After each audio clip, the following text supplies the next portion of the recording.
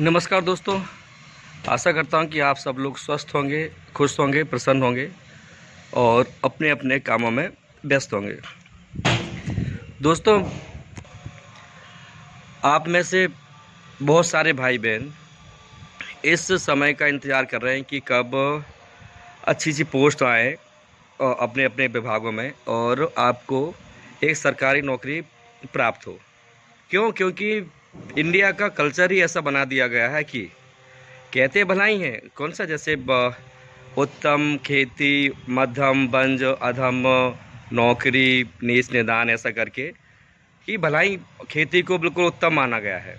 हाँ, और जो व्यवसाय है उसे मध्य माना गया है और नौकरी को बिल्कुल नीची लेवल पर रखा गया है। नीच, सबसे ज़्यादा नीच कर्म उसको बोला गया है कि नौकरी करना तो सबसे मतलब निचले स्तर का काम होता है। तो कहते तो सब है, लेकिन कड़वा सच ये है कि इंडिया में आप कितने भी पढ़े लिखे क्यों ना हो, अगर आपके पास सरकारी नौकरी नहीं है तो आप पढ़े लिखे हो ही नहीं।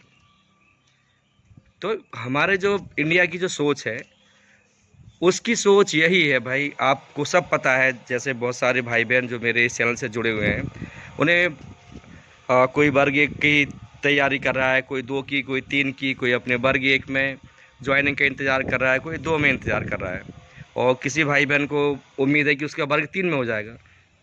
और मैं क्यों अपने आप को अलग करूं किसी से।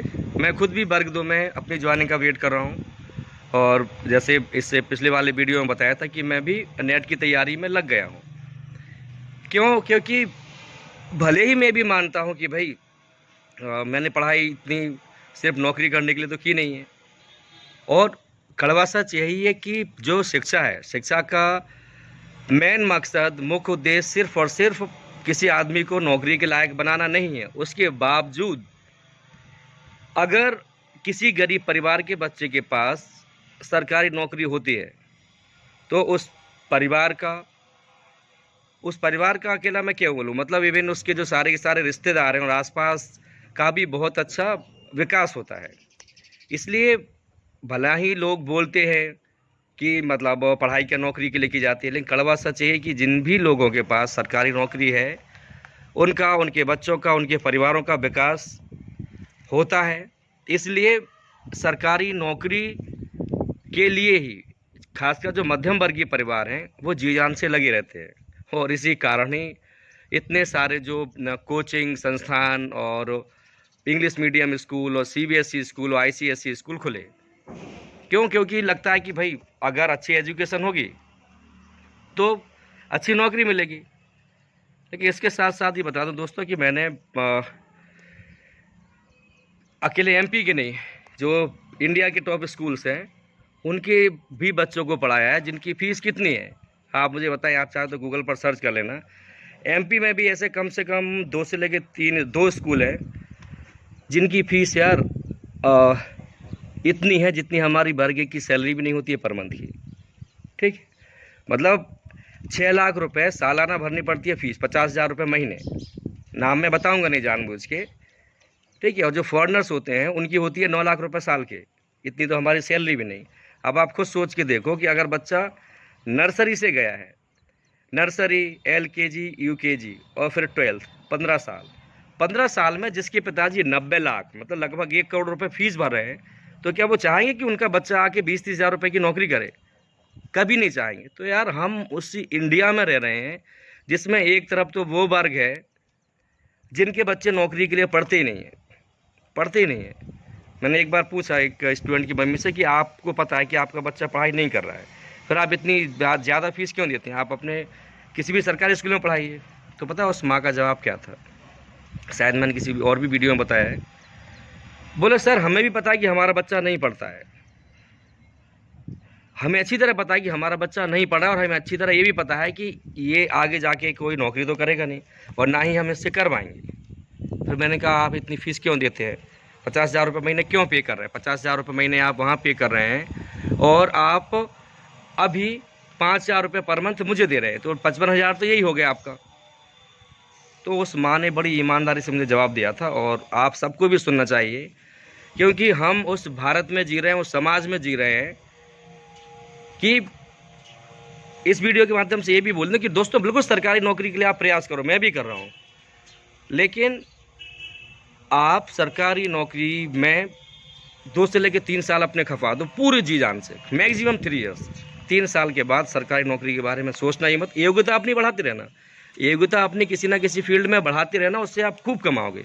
बहुत सारे लोग हैं यार, मेरा एक दोस्त है झा है, झा अर्थात लोहार, और वो सिर्फ लोहे का काम करता है। यकीन मानो दोस्तों, वो 10th पास भी नहीं है और भगवान की कृपा से खूब कमा रहा है। उसके पास ना समय होता है और पैसे की तो कोई कमी है ही नहीं। तो अब बात ये नहीं कि वो झा है लोहार है, बात यह है कि वो अपने काम में परफेक्ट है। तो हम भी अपने जिस भी फील्ड में हैं, हम उस फील्ड में एक्सपर्ट बने। टीचिंग की फील्ड में है तो टीचिंग में एक्सपर्ट बने। मैं मैथ का, कोई मैथ का टीचर है तो मैथ का एक्सपर्ट बने, साइंस का है तो साइंस का एक्सपर्ट बने, इंग्लिश का है तो इंग्लिश का बने। मिलेगी कामयाबी, मिलेगी। और जैसे आपको पता है कि अभी वर्ग 1 हिंदी और वर्ग 1 संस्कृत वालों की खूब धूम मची है, खूब ज्वाइनिंग हुई है। तो यार जिनको, अब मुझे बताओ, कल तक हम उन भाई बहनों को जिन्होंने MA हिंदी किया, MA संस्कृत, उन पर हंसते भी तो थे। तो आज क्यों आप मतलब उनसे दुखी हो रहे हैं? उन बेचारों ने भी एक तरह से बोला जाए अपमान सहा है, क्यों नहीं सहा है? मुझे अच्छी तरह पता है कि जो MSc करते थे, बड़े बड़े कॉलर ऊंची करके घूमते थे, उनकी MA हिंदी और MA संस्कृत पर को नाक मुँह भौं सिकोड़ते थे। तो यार आज हम क्यों दुखी हो रहे हैं? कुल मिला के समय भगवान सबको देता है। जैसे बोलते ना बुंदेलखंडी में, 12 साल में तो घूरे के भी दिन फिर जाते हैं। तो यार जब ये कचरा डालने वाले स्थान का भी स्थान बदल जाता है, कल उस पर घूरा था तो हो सकता है आने वाले समय में उस पर कोई बहुत सुंदर भवन खड़ा हुआ हो, तो जब उस घूरे के दिन फिर सकते, हम तो इंसान हैं। बस इतना ध्यान रखो प्लीज़। जैसे बार बार अपने वीडियोज़ में बताता हूँ कि अपनी ईमानदारी से देखो, दुख का समय है वो भी कटेगा, कटेगा। आप अपनी स्किल्स डेवलप करते रहें, पीछे ना रोकें प्लीज़ यार, किसी भी हाल में पीछे ना रोकें। हमें कामयाबी ज़रूर मिलेगी। अब जो जैसे जो टाइटल में था कि बैकलॉग के पद आने वाले हैं, तो इस वीडियो के माध्यम से मेरे सारे के सारे SC ST OBC भाई बहन से निवेदन है। देखो UR वालों से मेरा कोई भी कोई बुराई तो है नहीं, लेकिन ये वीडियो मेनली किसके लिए है? जो SC ST OBC वाले भाई बहन हैं उनके लिए है। बैकलॉग के ढेरों पद खाली है और इस पर भर्ती सरकार 100% करने वाली है। इससे पहले अभी आपने न्यूज़ वगैरह में देख लिया होगा कि जो अधिकारी और कर्मचारी हैं, इनकी लापरवाही की वजह से बैकलॉग के पद खाली पड़े हुए हैं, भर नहीं पाए हैं। और सरकार, चूँकि चुनावी वर्ष है, और कोई भी सरकार, जैसे मान लो अगर यही सरकार रिपीट होती है तो ये भी, और अगर दूसरी आती है वो भी, तो कोई भी बैकलॉग वालों से ये तो करेगी नहीं कि अगर बैकलॉग के पदों पर परीक्षा हो गई, भर्ती शुरू हो गई, तो कोई भी नहीं रोक सकता उसको। तो बैकलॉग के पदों पर भर्ती बम पर आनी है और हर विभाग में आनी है। अगले शिक्षा विभाग में नहीं, स्वास्थ्य विभाग में भी आनी है, कृषि विभाग में भी आनी है, हर विभाग में आनी है। तो सारे के सारे भाई बहन जो भी मेरा ये वीडियो देख रहा है, प्लीज़ आप अपने जो भी भाई बहन है SC ST OBC का, उन सब तक ये वीडियो पहुंचाओ। मुझे वायरल करवाने का वो नहीं है, मतलब कोई झूठी इन्फॉर्मेशन देके अपने वीडियो को वायरल करवाने का मकसद नहीं है। लेकिन मैंने अपने YouTube चैनल बनाई इसलिए है ताकि जो भी सही जानकारी हो, काम की जानकारी हो, वो अधिक से अधिक भाई बहनों तक पहुँचे, ताकि जो कमी रह गई है वो उसको दूर कर सके और आगे बढ़ सके। जैसे कल के वीडियो में ही मैंने बताया था कि यार हम अगर गरीब हैं तो इस गरीबी से बाहर निकलने का ठेका हमें लेना है। कोई नेता मंत्री आके हमें सिंहासन पर नहीं बैठा देगा, सोने के महल में नहीं बैठा देगा। इस गरीबी के दलदल से अगर बाहर निकलना तो हमें खुद ही निकलना पड़ेगा। ठीक है, लोग मदद कर सकते हैं, लेकिन अल्टीमेटली रास्ता तो हमें ही चलना पड़ेगा। कोई हमें राह दिखा सकता है, थोड़े से साधन उपलब्ध करा सकता है, लेकिन उस राह पर चलना हमें पड़ेगा, फॉलो हमें करना पड़ेगा।